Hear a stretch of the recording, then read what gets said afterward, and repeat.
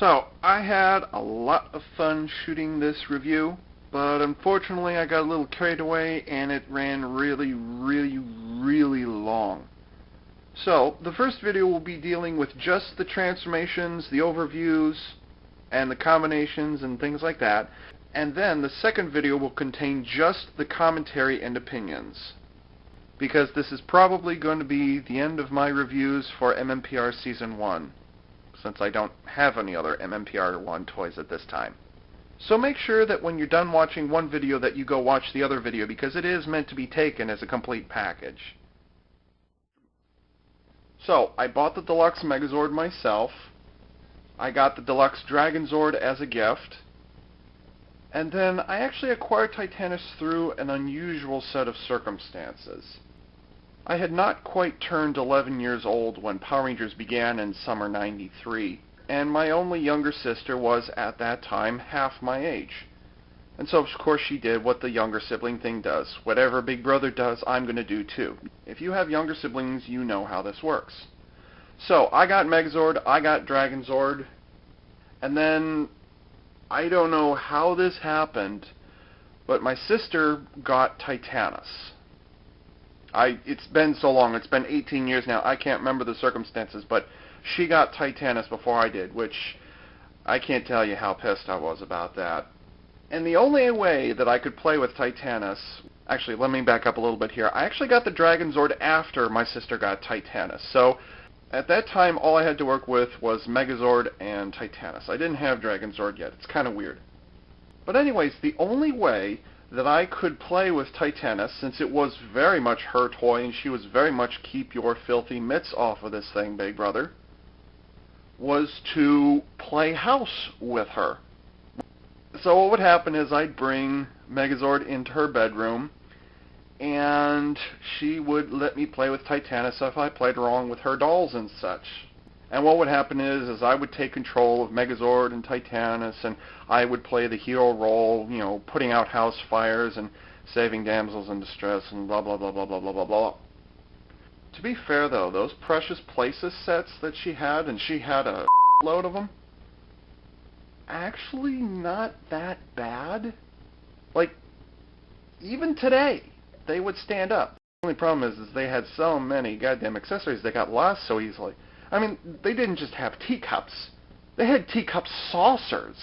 And the ironic thing was, none of these figures had hands that could hang on to them. But the gimmick that they had in them was actually pretty awesome. And if there were some girls, or even guys, who had some Precious Places, I wouldn't be surprised if some of them got reviewed on CDX. I'm actually... I wish to God my sister had not sold those things. I actually considered buying a couple of those from her when I was younger, but she sold them all off, and even my parents are... Moving on! So, Power Rangers Season 1 came and went, and Power Rangers Season 2 began. I bought the Deluxe Red Dragon Thunder Zord. I bought the Deluxe Thunder Zord Assault Team. I got the White Tiger Zord as a gift when I was in the psychiatric ward at Children's Hospital. Long story, don't ask. It was a misdiagnosis at the time anyways, so don't ask. And lo and behold, younger sister got Tor, the Shuttle Zord, as well. And you can imagine my feelings when she pulled that stunt, too. Unfortunately, I didn't get as much access to Tor as I did to Titanus at the time. She was becoming a little more possessive and liked to store things inside of Tor. Really pissed me off. And so it wasn't until Power Rangers Season 3 ended where my sister finally got out of the age range of Power Rangers. And I mean, I was already way out of it, but she just pulled out of it on her own. And around, was it 96 or 97, she finally got tired of hanging on to him.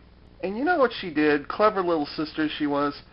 She didn't just up one day and say, "Big Brother, I'm tired of having these things and I know you still want them, here you go." No!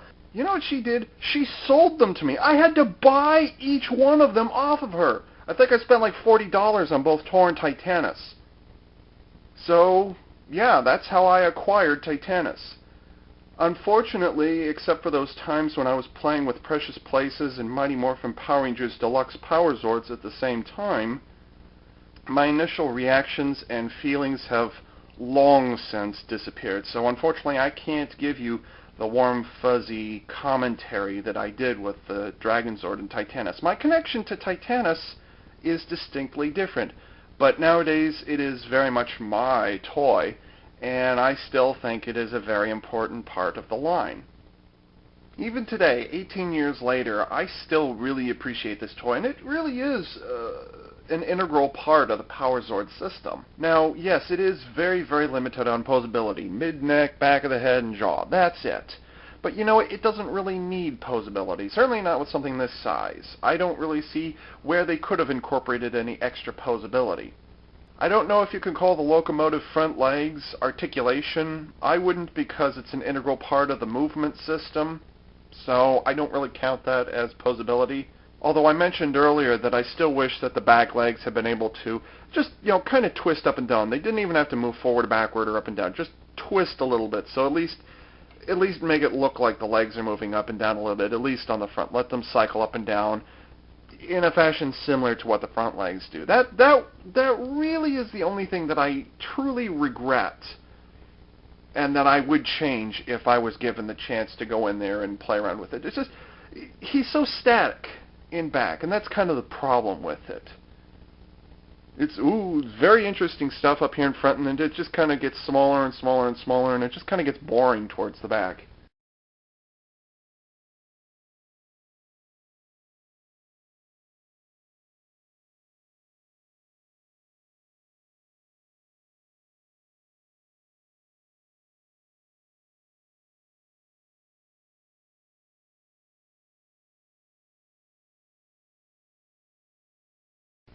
To be fair, though, the sculpt on the tail is still pretty sweet, and I love the detailing on his back. That's just spot on.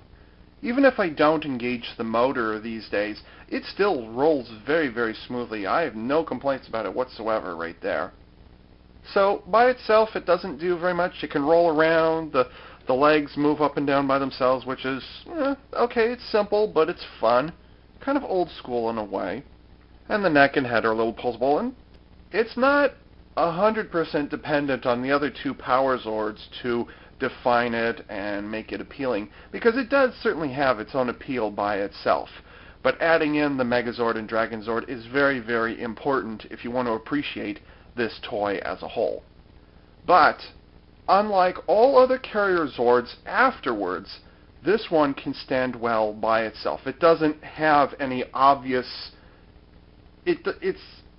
It covers up the fact that it's a carrier Zord. I mean, really, the only thing... open up. The only thing that gives it away is if you open this up. All other carrier Zords afterwards were very big, very bulky, have very large open spaces, which are hard to ignore. With Titanus, he just covers up everything nice and smooth, and that's it. So even though he is a carrier Zord, he can get away with not being a carrier Zord once in a while, too. He has play value on his own. And doesn't he just look the little adorable brute? Yes, he does. I wasn't aware that Brachiosaurus had claws.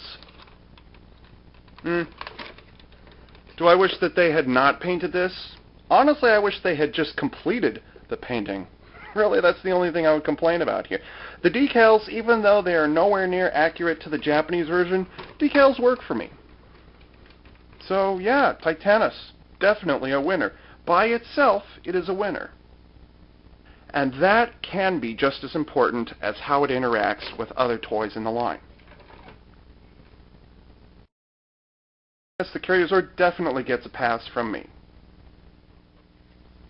Oh my god, I love the Ultra Zord. It's the first Ultra Zord I ever had. It does all these really cool things. It looks really awesome. It looks so badass. It's going to kick your ass. It has motorized rolling action. It has an electronic light and sound feature. I can't say enough about this thing. I just love it. Gush, gush, gush, gush, gush, gush, gush, gush, gush.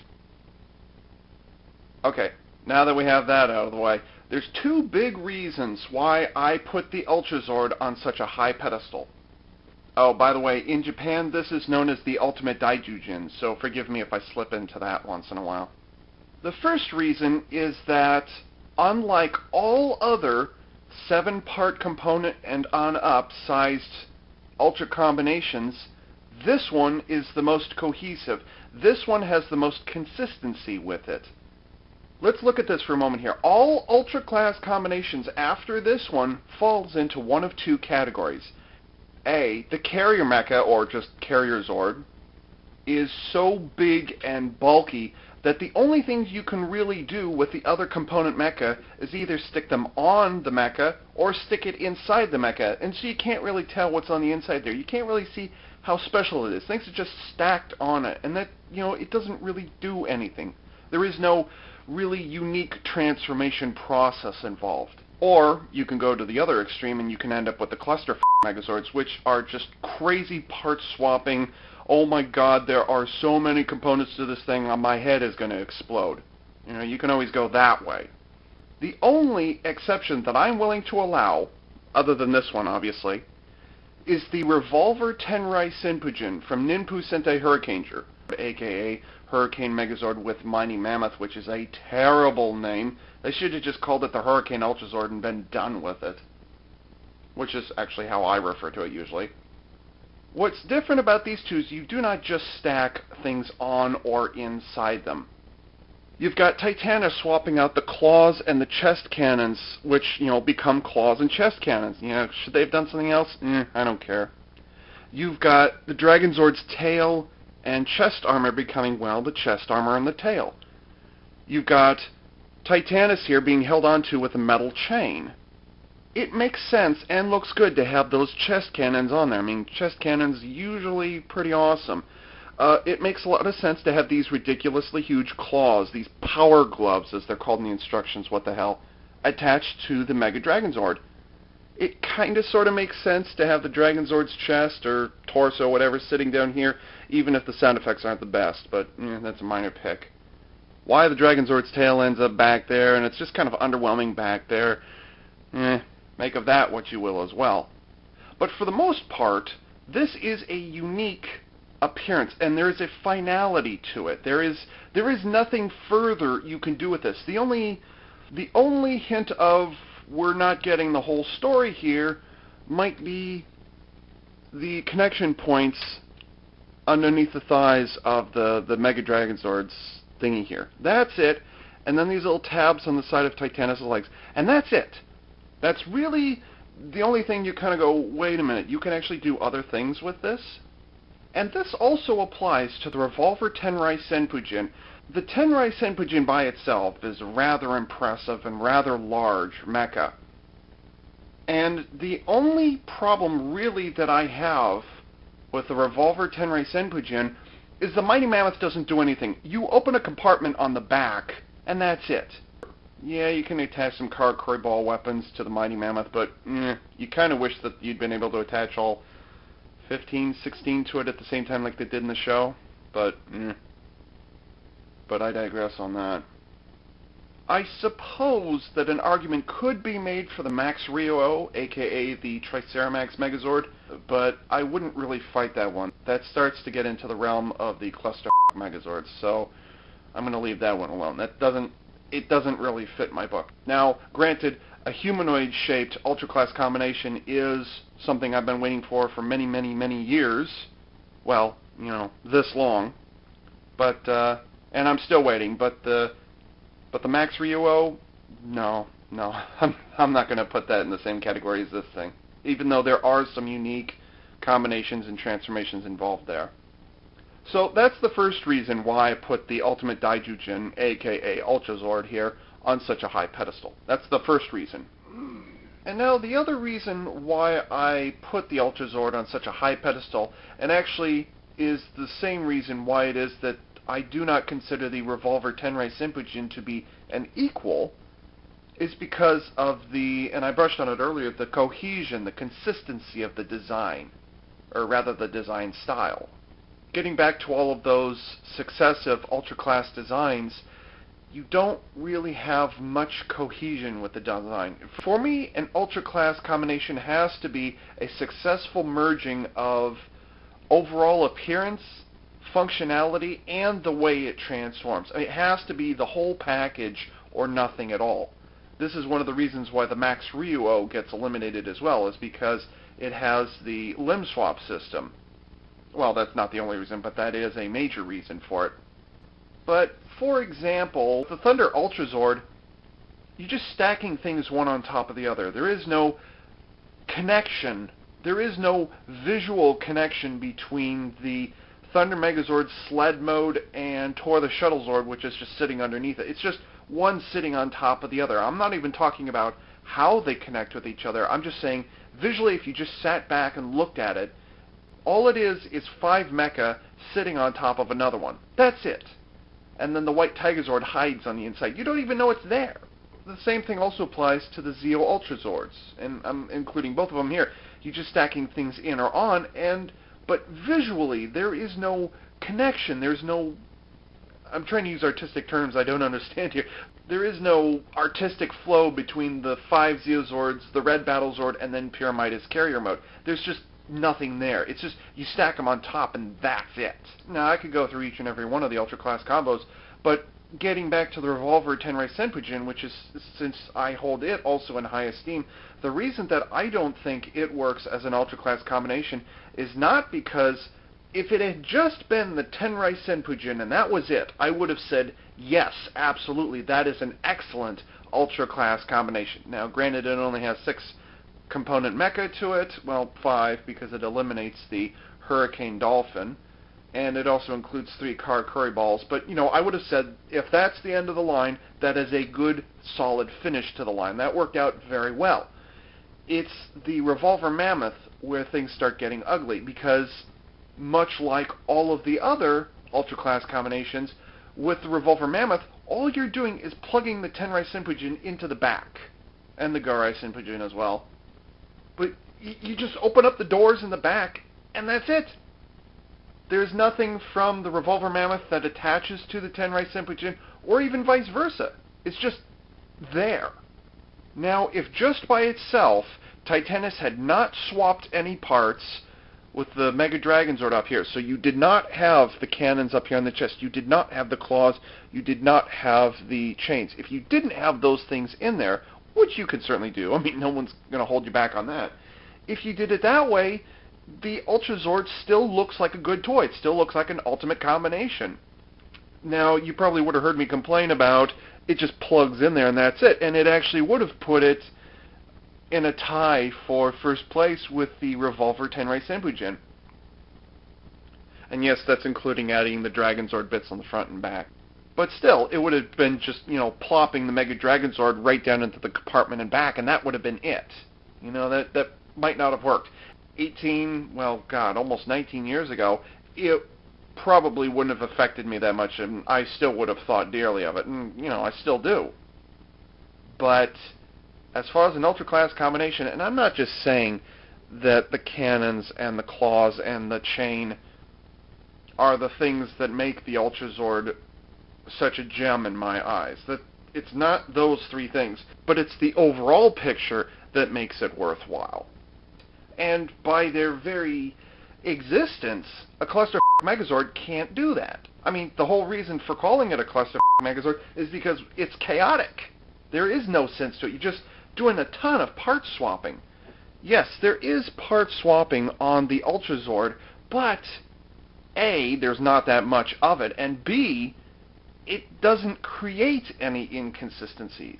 If you look at your average Cluster Megazord and break it down into the basic robos, not the individual components, but the robos, if you break it down into that, each of those looks fairly consistent with itself. But then, when you take those 3 or 4, possibly 5 humanoid combinations, and then part swap them, it loses cohesion, it loses consistency, and it becomes a so-named Cluster Megazord. And there's something else about the Ultra Zord which none of the others have ever really been able to recreate. Yes, this is a toy, thank you very much for reminding me, but there actually is kind of a third reason why this one just puts that big old smile on my face and you go, damn, that thing's badass. What kind of creature, and I'm not just talking about Power Rangers and Super Sentai here, but what kind of creature exists? What kind of monster? What kind of beast? What kind of... could you ride on where you are required to use control reins which are made of chains? What kind of creature? It's not a rope, it's not a cord, it's not a cable, it's chains. It's metal chains. Okay, they could have been plastic, blah, blah, blah, blah, blah. What kind of monstrosity would you ride on where you have to have chains in order to hang on to this thing? Not just hang on to it, but control it, tell it where you want it to go. That creature is brutal. And that also says an awful lot about the rider, who has to use specially equipped gloves in order to hang on to the chain in order to be able to control this monstrosity. I mean, the chain says a lot about the creature, but these gloves and the fact that it's using a chain also, on the flip side, says a lot about the rider. That this rider is a very powerful being unto itself and is worthy of riding such a steed. So that's something else that plays really well here. Is it's not just the Mega Dragon Zord hanging on to Titanus. No, it's a specially equipped Mega Dragon Zord hanging on to Titanus. That's the thing that sells it for me, and that right there is the badassness of this toy. That is the cohesion. That is the thing that tells me, do not mess. That is the thing that tells me that this toy, this combination, is going to absolutely ruin your day. Okay? Do not mess with the Ultra Zord, because he's going to f*** you 6 ways from Sunday. I swear to you. That is just crazy badass. I mean, you cannot say that of any other Ultra Class combination that has come out since it. You cannot. And by the way, that's also another reason why the Revolver 10 Rights Input doesn't work, is because it doesn't have that badassness to it. It's big, it's kind of beautiful, but it and all other Ultra Class combinations just lacks that that this thing has. That is why this is my favorite Ultra Class combination, and remains my top favorite Ultra Class combination to this day. We didn't have internet access back in 1993 when Power Rangers came out, and nobody in my school was interested in talking about Power Rangers because they were all 9, 10, 11 years old, and Power Rangers was obviously not a topic of much interest because they were all getting out of the toy phase and they really didn't care, and who could blame them, because after all, Power Rangers was and is targeted at 4 to 6 year olds. So I really didn't have much new information on it. My dad had a friend who was a little more tied into the Japanese pop culture. I don't remember who it was or how he learned this thing, but he told me that Power Rangers had come from a Japanese television series that was over 20 years old, which was called Zoo Rangers, you know, Z-O-O Rangers. And that was the first hint that maybe I wasn't getting the whole story in the TV series. You know, I wasn't watching the TV series that much. I wouldn't even start watching the show. Like, the first 15 minutes, the TV wasn't even on.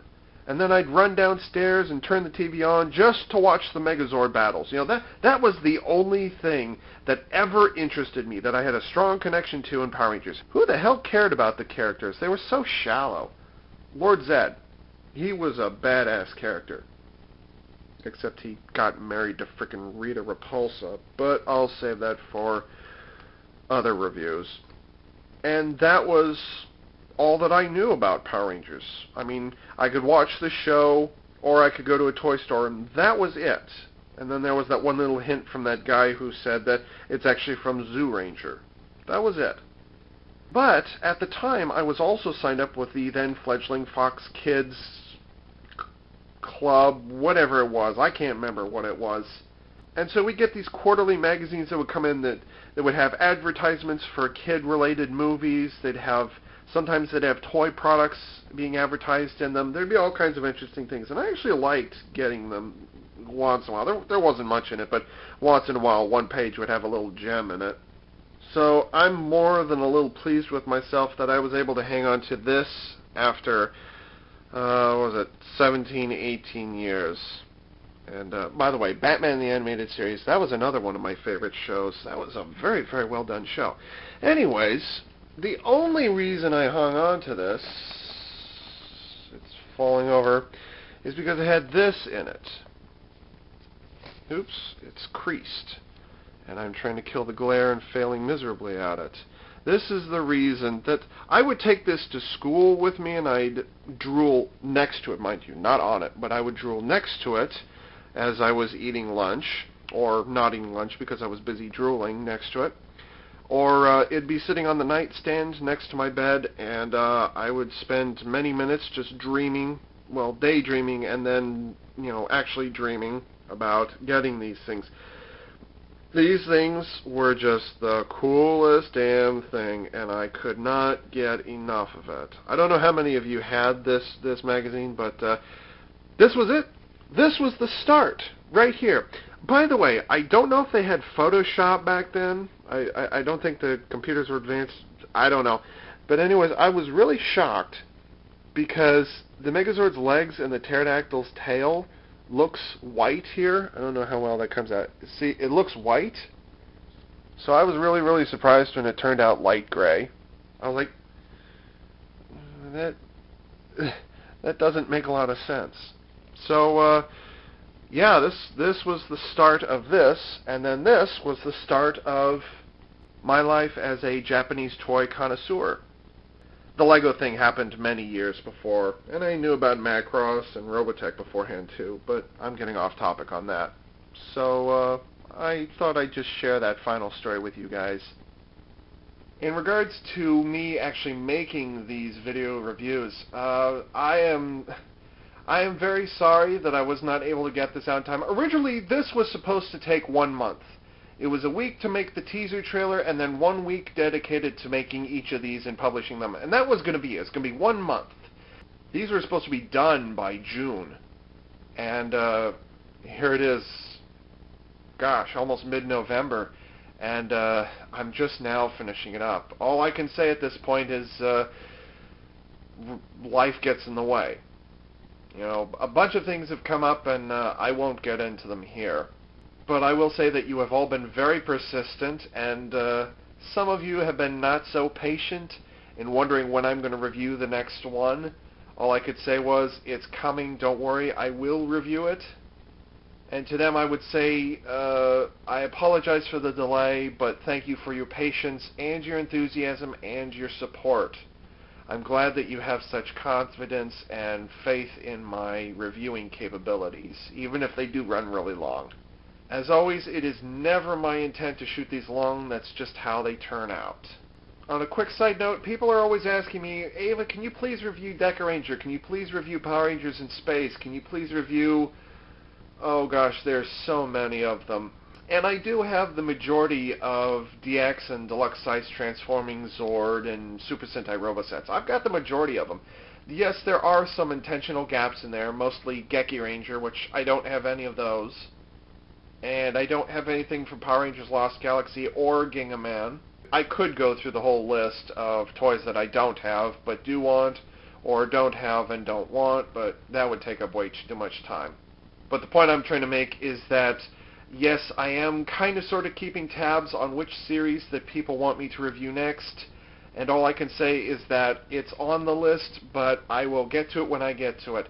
When I finished reviewing the Power Rangers Lightspeed Rescue Deluxe Transforming Zord sets, I had no idea which one I was going to review next. As a matter of fact, it was a couple weeks later, and then I just, I'm going to review MMPR Season 1, and that's how it worked. I was in the mood to review it, and I had them, and they were really, really dusty, and I said, you know what, with Power Rangers Samurai coming on and their theme song so similar to the original one, I'm sure people are going to be in somewhat of a nostalgia mood. I might want to bring it up. I might want to review these just to let the younger generation know what we old folks used to have to work with. Which was a hell of a lot more interesting than what they make nowadays, I'll tell you that.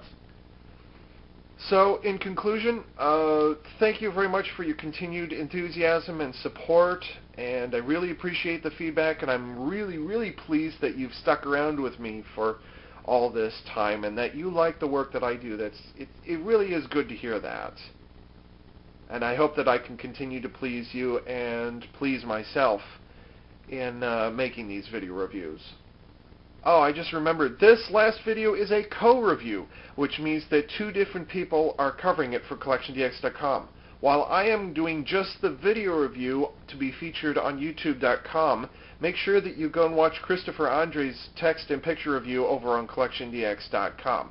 Link is in the comments section and the credits. So make sure you head on over there and take a look at his stuff too. And finally, I'm going to do something slightly different for this final closing credits sequence. Ordinarily, I play the theme song or the opening credits theme from whatever series or movie that I'm reviewing so that you're not bored to tears when you're watching the rather important notices that I'm putting in there. Like, no, I am not selling these toys, and I do not always know where they are sold, and no, I do not always know the prices of them or where you can find them, so please stop asking.